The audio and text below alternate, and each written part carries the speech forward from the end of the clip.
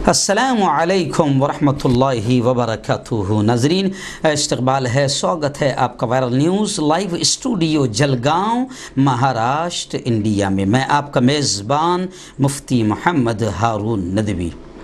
आइए खानदेश बुलेटिन नासिक, मालेगांव, नंदुरबार, धुलिया और हमारा ज़िला जलगांव की कुछ ख़ास ख़बरों की झलकियों पर नज़र डालते हैं। जी हाँ, आप लोग हज़ारों की तादाद में इसे देख रहे हैं, पसंद कर रहे हैं, इसलिए खानदेश बुलेटिन के नाम से बाकायदा हमने अलग अपना पूरा बुलेटिन शुरू किया है। खैर, अपील करते हैं कि जो साथी अभी नए हैं, जुड़े नहीं हैं इस चैनल से, वो फ़ौरन जुड़ जाएँ।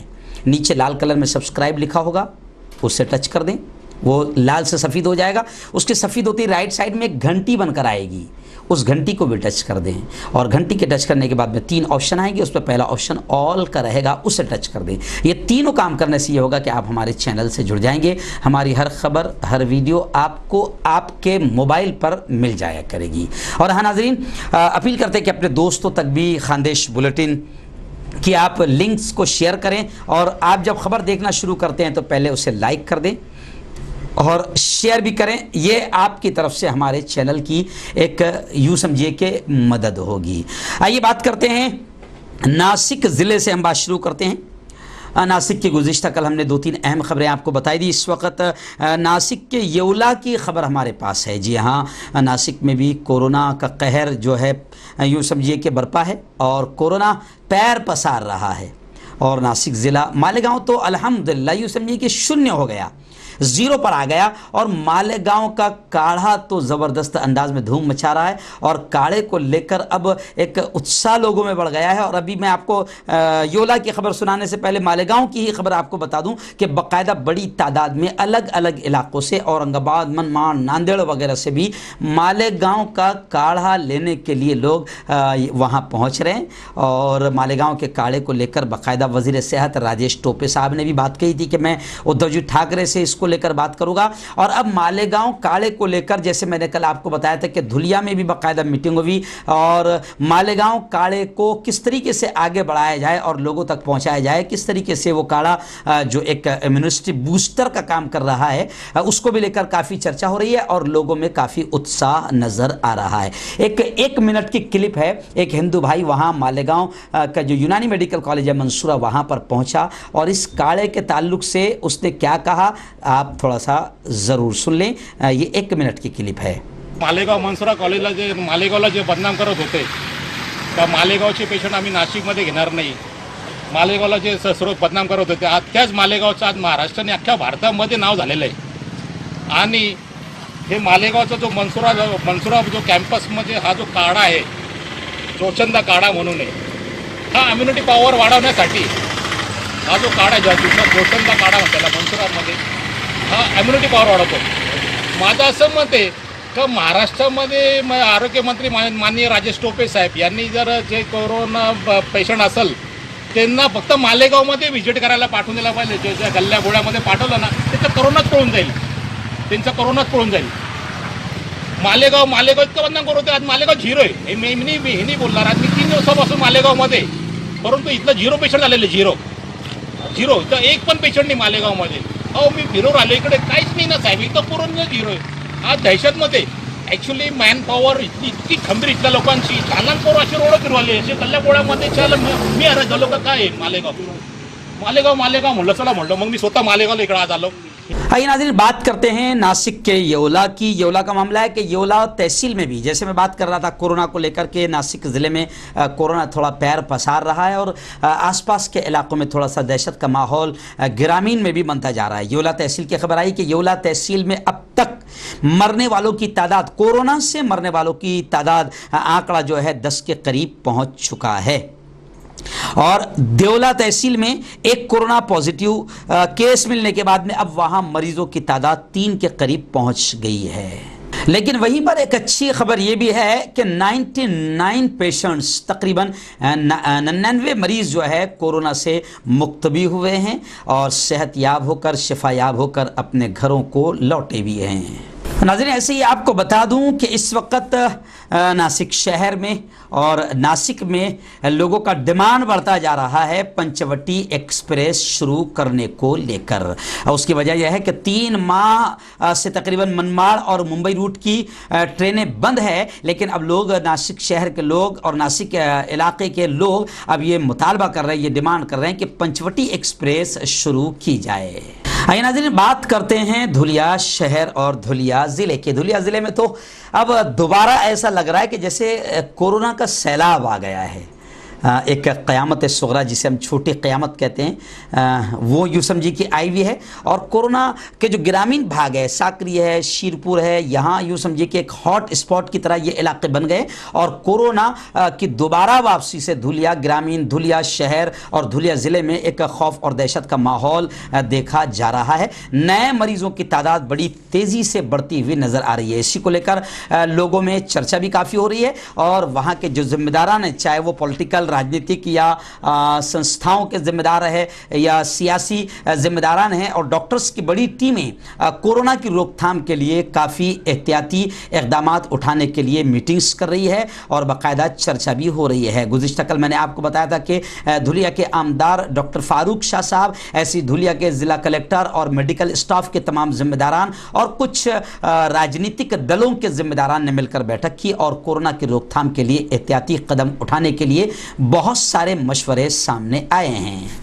ऐसे नाज़रीन, धुलिया शहर से हमारे रिपोर्टर हकीम हाजिक साहब ने रिपोर्ट भेजी है कि धुलिया में राष्ट्रवादी कांग्रेस पार्टी की जानिब से कोरोना की रोकथाम के लिए और कोरोना के इलाज के लिए प्लाज्मा थेरापी का इस्तेमाल किया जाए। आपको बताया, बार बार बताया मैं, प्लाज्मा थेरापी जिस तरीके से हमारे मुल्क की कुछ आतंकवादी मीडिया ने तबलीगी जमात को निशाना साधकर मुसलमानों को बदनाम करने की कोशिश की थी और एक हद तक वो कामयाब भी हुए थे।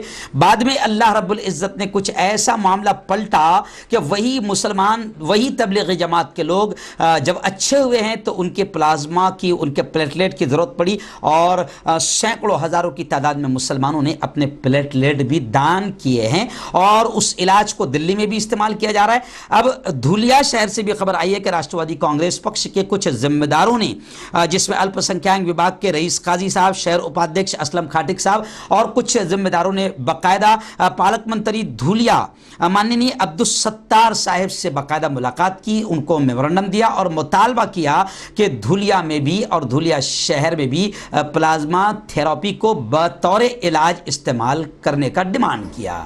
जी नाज़रीन, धुलिया शहर से हमारे रिपोर्टर यूसुफ अंसारी उर्फ पापा सर ने ये खबर भेजी है कि गुज़िश्ता कल प्लाज्मा थेरापी पर जो बातें हो रही थी उसको लेकर एक मुस्लिम नौजवान जिसका नाम गालिबन आसिफ बताया जा रहा है, तो वो मुस्लिम नौजवान जिसने खून अतिया किया है, नौजवान मोहम्मद आसिफ धुलिया के पालक मंत्री यानी जनाब अब्दुल सत्तार साहब के हाथों उसको यूँ समझिए कि उसको इसका इस्तकबाल किया गया, सत्कार और सम्मान किया गया और उसके इस कदम की, उसके इस हौसले की बाकायदा तारीफ भी की गई। आपको मालूम होगा प्लाज्मा थेरापी के ताल्लुक से मैं लगातार बोलता आ रहा हूँ कि ये भी एक थेरापी है जिसके ज़रिए से कोरोना मरीज़ों का के इलाज में बहुत आसानी और बड़ी सहूलत और बड़ी मदद मिल रही है। तो धुलिया शहर में मोहम्मद आसिफ जो पहला नौजवान है जिसने बाकायदा अपना प्लाज्मा डोनेट किया, अब्दुल सत्तार साहब पालक मंत्री के हाथों इनका सत्कार और सम्मान किया गया।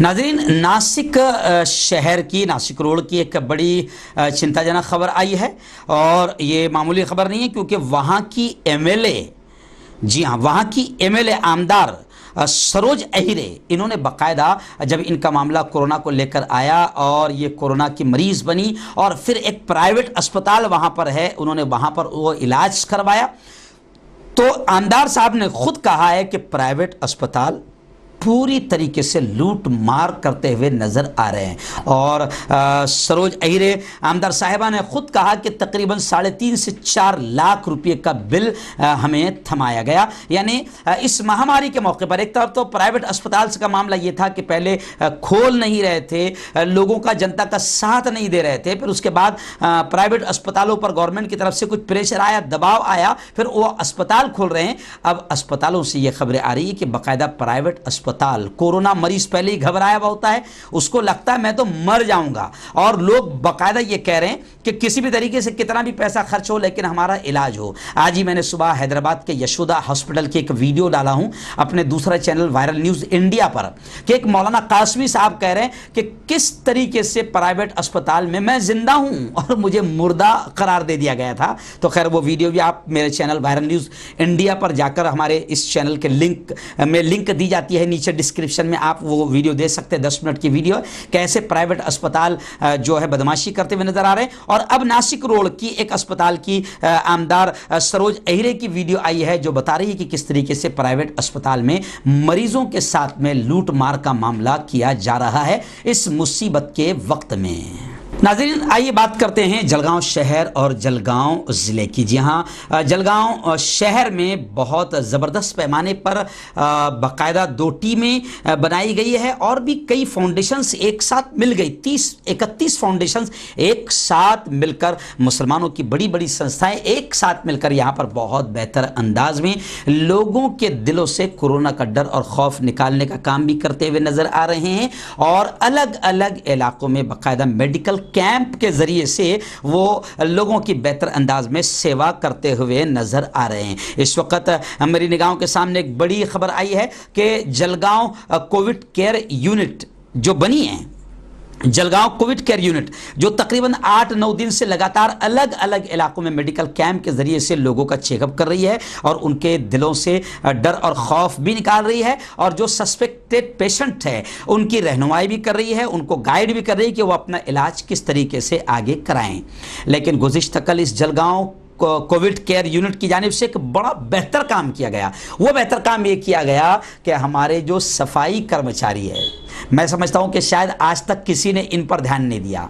जब पूरा मुल्क लॉकडाउन था और पूरा हम लोग अपने घरों में बैठकर अपने आप को सेफ रख रहे थे, महफूज रख रहे थे, ऐसे वक्त में सफाई कर्मचारी हमारे मोहल्लों में आकर हमारी नालियां साफ कर रहे हैं और वो अपनी जान पर खेल कर ऐसे वक्त में भी वो काम कर रहे हैं। इनकी तरफ कोई ध्यान नहीं दे रहा, लेकिन जलगांव कोविड केयर यूनिट ने गुज़िश्ता कल इनकी तरफ ध्यान दिया और जितने सफाई कर्मचारी है बाकायदा जलगांव कोविड केयर यूनिट ने उनके मोहल्ले में जाकर मेडिकल कैंप लगाया। शनीपेट वहां पर जो मोहल्ला है, सफाई कर्मचारियों की पूरी बस्ती है, वहां पर जाकर मुसलमानों की इस तंजीम ने बाकायदा फ्री मेडिकल चेकअप कैंप लगाया, वहां पर दवाएं भी तकसीम की और इसका बहुत जबरदस्त असर वहां पर देखा गया। और मैं आपको बता दूं कि वहां के भाजपा के नगर सेवक है, उन्होंने जब देखा कि 23 डॉक्टर्स जिनमें लेडीज डॉक्टर्स भी है वो आकर वहां पर हमारे सफाई कर्मचारियों को चेकअप कर रही है, तो उनके दिमाग में बहुत सारी बातें आई। उन्होंने भी जलगांव कोविड केयर यूनिट की दिल से शुक्रिया अदा किया और उनकी तारीफ की। और वहां के सफाई कर्मचारियों ने भी कहा कि हमें यह लगता था कि हमको कौन हाथ लगाएगा, हमें कौन चेक करेगा, लेकिन आप लोग आए और इस प्यार से मोहब्बत से आप मेडिकल कैंप आपने यहां पर लगाया और हमें मुफ्त दवाएं तकसीम की। तो वहां के तमाम सफाई कर्मचारी, वहां के जिम्मेदार, यहां तक कि वहां के भाजपा के नगर सेवक, उन्होंने भी जलगांव कोविड केयर यूनिट का शुक्रिया अदा किया। ऐसे ही महापौर ने भी वहां पर यह कहा कि जो काम हमको करना चाहिए था, आज ये मुसलमानों की ये संस्था बड़े पैमाने पर काम कर रही है। कमिश्नर साहब ने भी यही बात कही कि जो काम हमारा था ये लोग काम कर रहे हैं, और जलगांव कोविड केयर यूनिट के इस कदम को और इस काम को तमाम लोगों ने बहुत प्यारे अंदाज में सराहा। ऐसी नाज़रीन दूसरी बड़ी खबर आई है जो मेरी निगाहों के सामने है। अल-फैज़ फाउंडेशन की एक टीम जो अलहाज अब्दुल करीम सालार साहब की सरपरस्ती में काम करती हुई नज़र आ रही है। अल-फैज़ फाउंडेशन जिसके अध्यक्ष है जनाब अब्दुल अजीज़ सालार साहब उर्फ बिट्टू सालार साहब, ऐसे ही हमारे दोस्त मुश्ताक सालार उसके सेक्रेटरी है शायद और जिम्मेदारों में है। ये पूरी की पूरी टीम और इनकी सरपरस्ती में हर मोहल्ले के जवान भी बड़े प्यारे अंदाज में मेडिकल कैंप के थ्रू लोगों की सेवा करते हुए नजर आ रहे। गुज़िश्ता कल बाकायदा अल-फैज़ की पूरी टीम वहां गई जहां पर आर्सेनिक एल्बम, वो जो दवाएं बांटी जा रही है, तकसीम की जा रही है, और ये दवा जो होम्योपैथी की बड़ी कारगर साबित हो रही है, बड़ी मुफीद साबित हो रही है और लोग इसको ले रहे हैं, इससे फ़ायदा उठा रहे हैं। मुख्तलिफ संस्थाएं, तंजीमें भी मुफ्त में ये दवाएं तकसीम कर रही है। लेकिन मैं आपको बता दूं कि 4 दिनों से MJ कॉलेज विवेकानंद बिल्डिंग में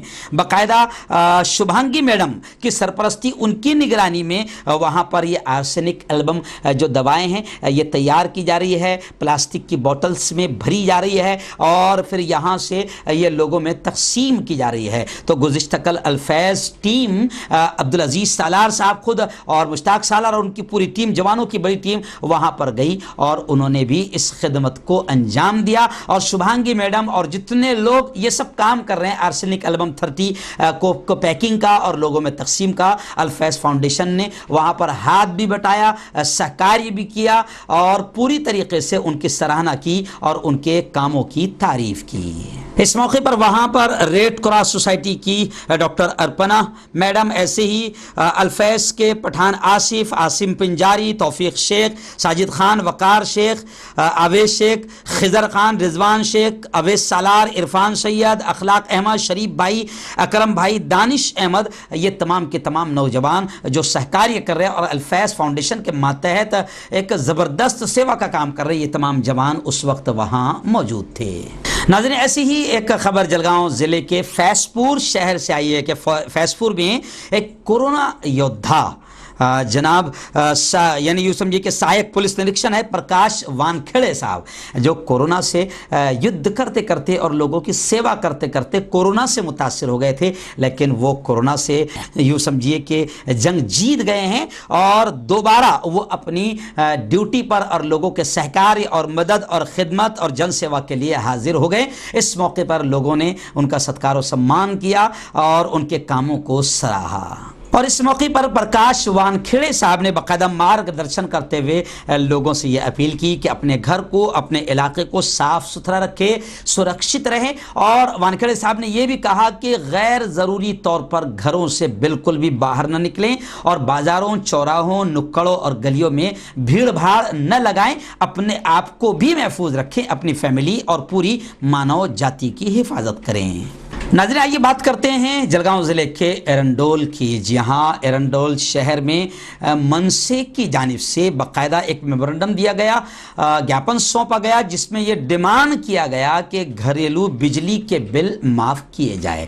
जी हाँ नाज़रीन, महाराष्ट्र भर में नहीं बल्कि भारत भर में अब ये डिमांड, ये मांग बढ़ती जा रही है कि 3 महीना जो लॉकडाउन रहा है और अभी 1 महीना तो महाराष्ट्र में बढ़ा दिया गया है, अब 3 महीने से लोग घरों पर बैठे हैं। मजदूर और गरीब की बात क्या करें, अच्छे अच्छे लोग अब परेशान हो गए क्योंकि कारोबार, बिजनेस, तिजारत पूरी तरीके से बंद है और उस पर 3 महीने का बिजली का बिल सर पर आ पड़ा है, तो गरीब और आम आदमी परेशान हो गया है। इसलिए एरंडोल शहर में, जलगांव के एरंडोल शहर से यह खबर आई है कि वहां पर मनसे के पदाधिकारियों ने बाकायदा एक ज्ञापन सौंप कर, मेमोरेंडम देकर यह डिमांड किया है, यह मांग की है कि 3 महीने का जो घरेलू बिजली बिल है कम से कम उस बिजली बिल को माफ किया जाए।